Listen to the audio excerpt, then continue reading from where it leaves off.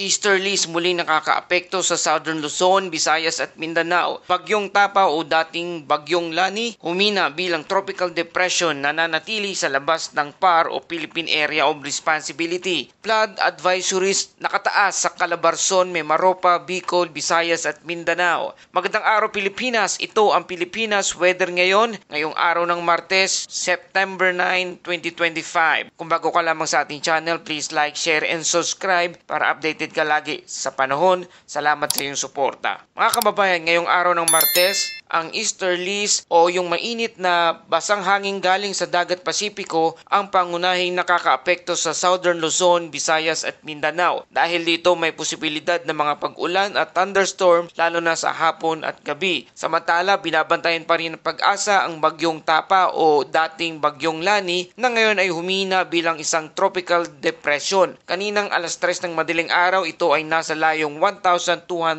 kilometers hilaga ng kanluran ng extreme Northern Luzon. Taglay pa rin ang hangin na 55 kilometers kada oras malapit sa gitna at may pagbugso na aabot sa 90 kilometers kada oras. Mabagal itong gumagalaw pakanlurang hilagang kanluran sa bilis na 15 kilometers kada oras. Pagabat nasa labas ng Philippine Area of Responsibility o PAR, mahalaga pa rin tutukan dahil may epekto ito sa sirkulasyon ng hangin sa panahon sa ating bansa. Para naman sa ating forecast weather condition ngayong araw sa lugar ng Bicol Region, Quezon, Marinduque, Romblon, Aklan, Capiz, Northern at Eastern Samar, maulap ang kalangitan na may kalat-kalat na ulan at thunderstorm, posibleng magdulot ng flash flood at landslide sa mga mabababang lugar. At sa Metro Manila, Mindanao at natitirang bahagi ng Visayas, Calabarzon at Mimaropa, bahagyang maulap hanggang maulap ang kalangitan na may panakanakang pag-ulan o thunderstorm. At sa ibang bahagi ng Luzon, bahagyang maulap hanggang maulap na kalangitan na may localized thunderstorm.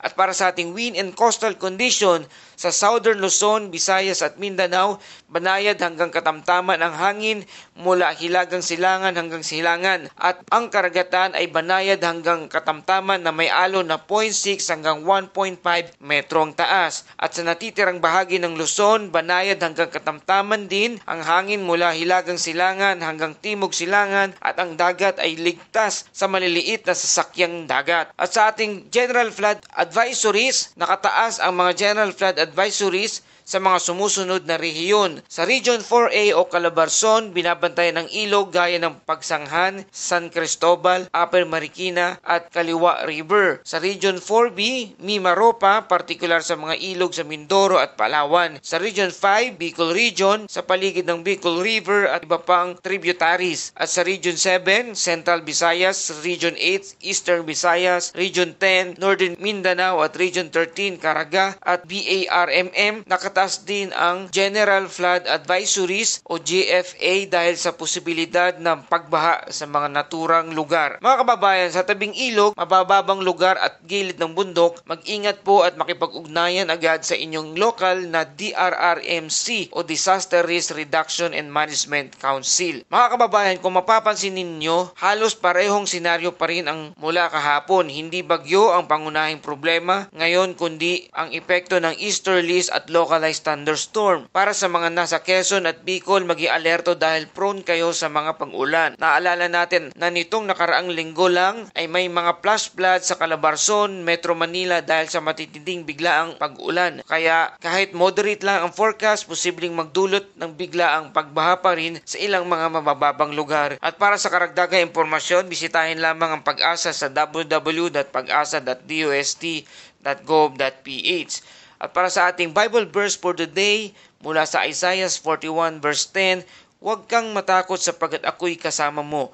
Huwag kang mangamba sapagkat ako'y iyong Diyos. Malalakasin kita, tutulungan kita, at iingatan kita. Mga kababayan, salamat sa iyong patuloy pagtangkilik dito sa Pilipinas Weather ngayon. Para lagi kang updated, huwag kalimutang mag-like, share, and subscribe dito sa ating channel. At laging nag-iiwan na manatiling ligtas, maging alerto, maging handa. Ingat tayong lahat.